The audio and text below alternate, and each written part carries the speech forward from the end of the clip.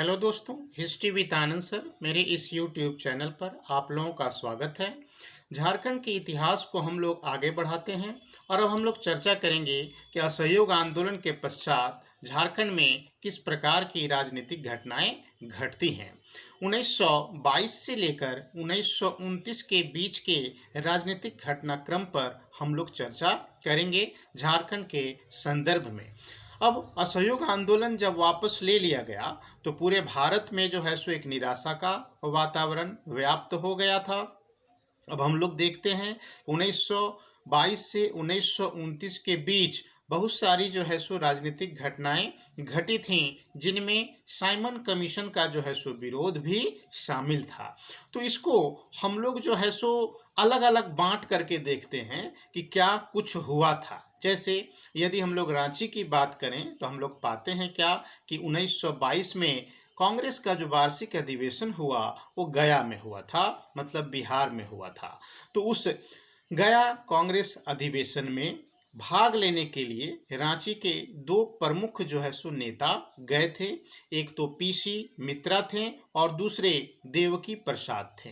तो देवकी प्रसाद और पीसी मित्रा ये दोनों जो है सो गया कांग्रेस अधिवेशन में शामिल हुए और वहाँ से वापस जब ये लोग रांची आए तो तिलक स्वराज फंड में पैसा एकत्रित करने में ये दोनों जो है सो लग गए और इनके प्रयासों से तिलक स्वराज फंड में एक अच्छी खासी जो है सो रकम जमा हुई। अब हम लोग पाते हैं क्या कि इसी बीच हम लोग 1923 में देखते हैं कि 6 से 13 अप्रैल 1923 में 6 से 13 अप्रैल के बीच में राष्ट्रीय सप्ताह जो है सो मनाया गया था रांची में। ठीक है, पीसी मित्रा और देवकी प्रसाद के नेतृत्व में राष्ट्रीय सप्ताह का आयोजन रांची में किया गया था 6 से 13 अप्रैल 1923 के बीच में। इसको आपको ध्यान में रखना है। फिर राष्ट्रीय ध्वज के सम्मान में नागपुर में जब झंडा सत्याग्रह हुआ था, ये झंडा सत्याग्रह 1 मई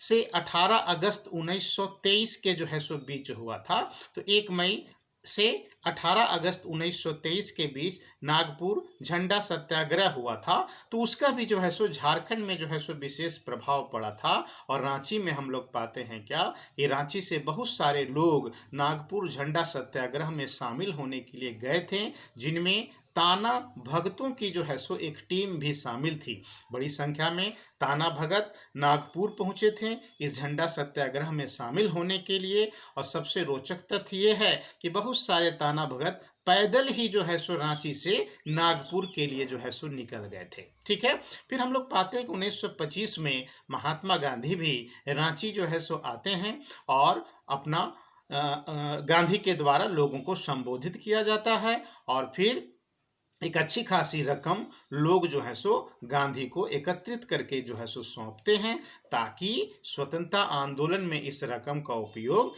किया जा सके। और उल्लेख मिलता है कि 300 रुपये की थैली गांधी जी को जो है सो रांची में सौंपी गई थी 1925 में। अब हम लोग पाते हैं क्या कि 18 दिसंबर 1927 को साइमन कमीशन का विरोध करने के लिए रांची में जो है सो एक सभा हुई थी और यह सभा एस.के. सहाय की अध्यक्षता में जो है सो हुई थी, है ना। और एस.के. सहाय की अध्यक्षता में जो है सभा हुई, इसमें बड़ी संख्या में ताना भगत जो है सो शामिल हुए थे और साइमन कमीशन के विरोध में जो है सो एक जुलूस जो है निकाला गया था और फिर काले झंडे जो है सो सरकार को दिखाए गए थे। तो किसके नेतृत्व में? तो एस.के. सहाय के नेतृत्व में साइमन कमीशन का विरोध रांची में हुआ था और इसमें प्रमुख भूमिका ताना भगतों की रही थी। इसको आपको ध्यान में रखना है। अब हम लोग पाते हैं क्या कि पीसी मित्रा जो थे, तो पीसी मित्रा का नेतृत्व रांची में बड़ा ही प्रमुख रहा। खास करके ताना भगत जो समाज था, जो समुदाय था, उनमें पीसी मित्रा की जो है सो विशेष पकड़ थी। और हम लोग को उल्लेख मिलता है कि कांग्रेस का जो 43वां अधिवेशन कलकत्ता में जो हुआ उसमें पीसी मित्रा ताना भगतों की एक टीम के साथ, जिसमें करीब 150 ताना भगत शामिल थे, ये कलकत्ता जो है सो अधिवेशन में शामिल होने के लिए पहुंचे थे, है ना। तो ये कुछ एक प्रमुख घटनाएं रांची से संबंधित थी जो आपको ध्यान में रखना है। अब पलामू में क्या हुआ था, तो हम लोग पाते हैं क्या कि जैसे पलामू में गांधी जी, हम लोग पाते हैं कि 1927 में जो है सो गांधी जी डाल्टनगंज जो है सो पहुंचे थे, और डाल्टनगंज में उन्होंने एक जनसभा को भी जो है सो संबोधित किया था। और डाल्टनगंज की सभा में हम लोगों को उल्लेख मिलता है कि गांधी जी भाषण देने के दौरान जो है सो महिलाओं से धन के लिए आह्वान करते हैं कि जिसके पास जो कुछ भी है वह जो है सो देश की सेवा के लिए जो है सो सौंप दे। और एक मंच के सामने एक चादर बिछा दिया जाता है और कहा जाता है कि जो महिलाएं इस जनसभा में आई थीं तो सब ने कुछ न कुछ जो है सो उतार कर अपना आभूषण इस चादर में जो है सो रख दिया था। किसी ने अपने कान की बाली को, तो किसी ने अपने नाक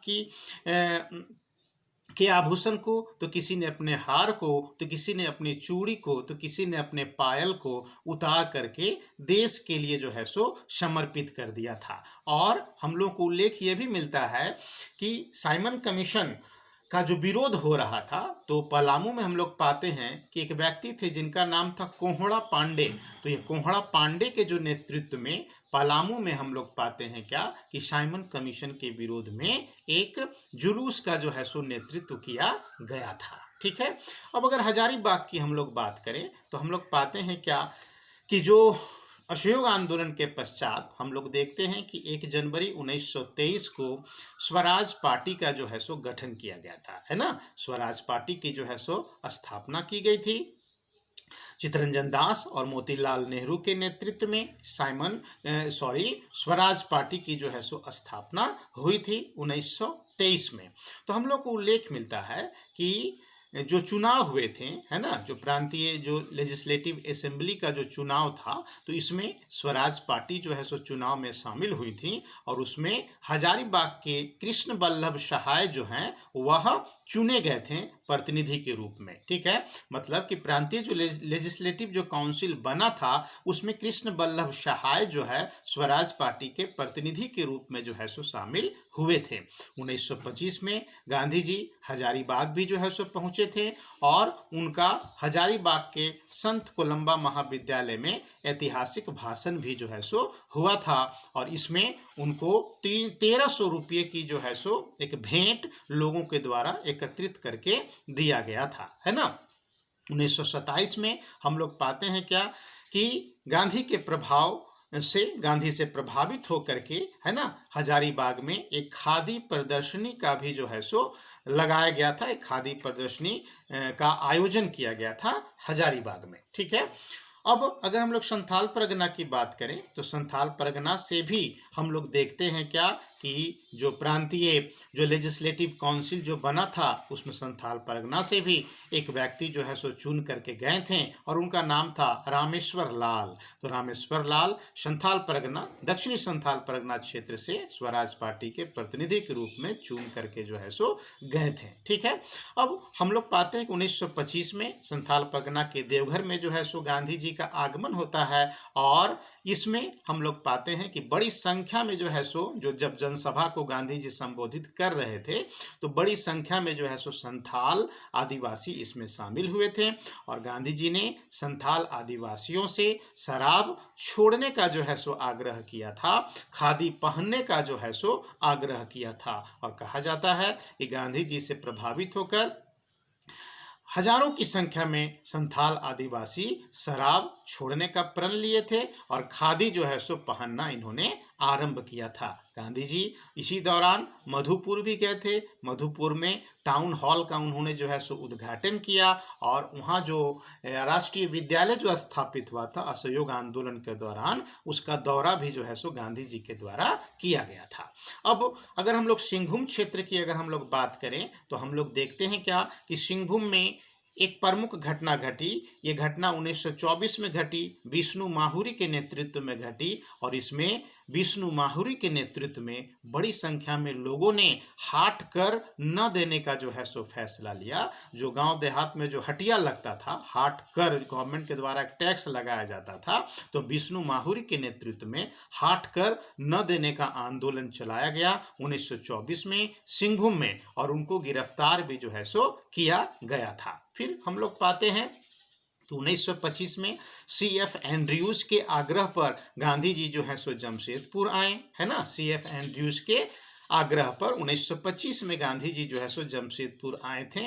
जो टाटा कंपनी, टाटा स्टील जिसको हम लोग कहते हैं, या टिस्को, जो स्थापित हो चुका था, तो उसमें बड़ी संख्या में जो है सो मजदूर काम करते थे। तो मजदूरों की अपनी समस्याएं थीं, इस वजह से जो है सो कंपनी के प्रबंधक और मजदूरों के बीच में हमेशा तनातनी जो है सो बना रहता था।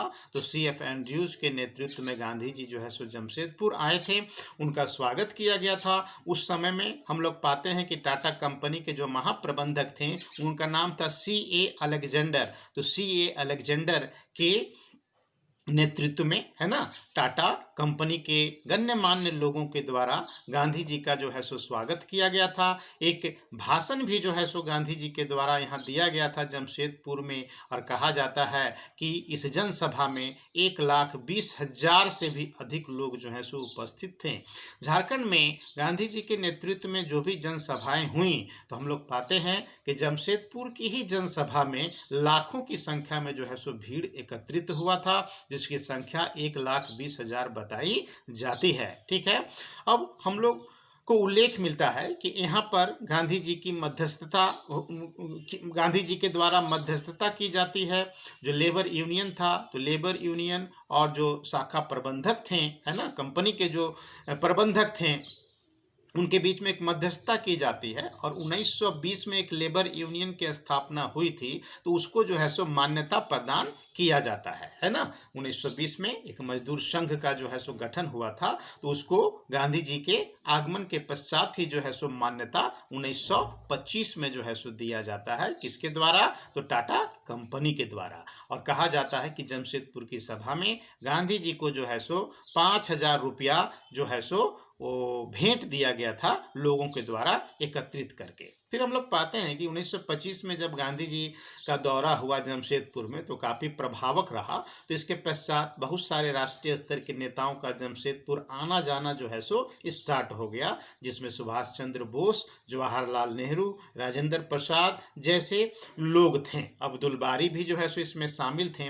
1928 में हम लोग पाते हैं क्या कि टाटा कंपनी में करीब 3.5 महीने की जो है सो हड़ताल आरंभ हो गई, है ना। कुछ ऐसा डिस्प्यूट था जिस वजह से 1928 में टाटा कंपनी में हम लोग पाते हैं कि 3.5 महीने की जो है सो हड़ताल हुई। इस हड़ताल को खत्म करवाने में जो है सो काफ़ी प्रयास किया गया लोगों के द्वारा, लेकिन इसमें सफलता नहीं मिली। और अंततः जो है सो सुभाष चंद्र बोस को आमंत्रित किया गया, और कहा जाता है कि 18 अगस्त 1928 को सुभाष चंद्र बोस जो है वो जमशेदपुर पहुंचे, और उनको जो है सो जमशेदपुर लेबर यूनियन का जो है सो प्रेसिडेंट बनाया गया, मतलब अध्यक्ष बनाया गया। और जमशेदपुर जो लेबर यूनियन का जो ये प्रेसिडेंट बने, तो करीब 9 वर्षों तक जो है सो ये इस पद पर जो है सो रहे, और इनकी मध्यस्थता से जो है सो स्ट्राइक समाप्त हुआ, हड़ताल जो है सो समाप्त हुआ, है ना। कब हुआ समाप्त? तो 12 सितंबर 1928 को जो है सो सुभाष चंद्र बोस की मध्यस्थता से स्ट्राइक जो है वो समाप्त किया गया। ठीक है, इसी दौरान हम लोग पाते हैं कि चाईबासा से एक पत्रिका निकलती थी जिसको हम लोग तरुण शक्ति के नाम से जानते हैं। इसके जो संपादक थे आनंद कमल चक्रवर्ती। तो आनंद कमल चक्रवर्ती के द्वारा तरुण शक्ति पत्रिका में कुछ ऐसे लेख लिखे गए थे जो सरकार विरोधी लेख थे। तो कहा जाता है कि इनको भी जो है सो गिरफ्तार किया गया था।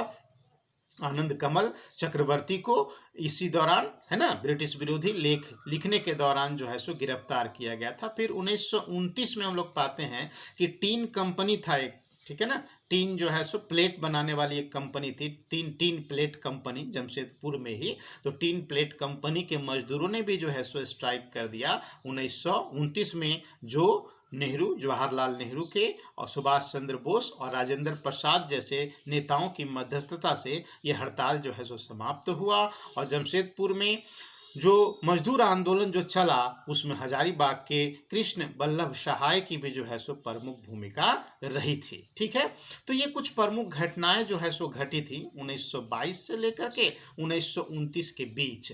अब 1929 के पश्चात हम लोग पाते हैं क्या कि गांधी के नेतृत्व में फिर एक अखिल भारतीय आंदोलन की रूपरेखा तैयार की जाने लगी थी और उसको सबने अवज्ञा आंदोलन के रूप में जो है सो हम लोग देखते हैं।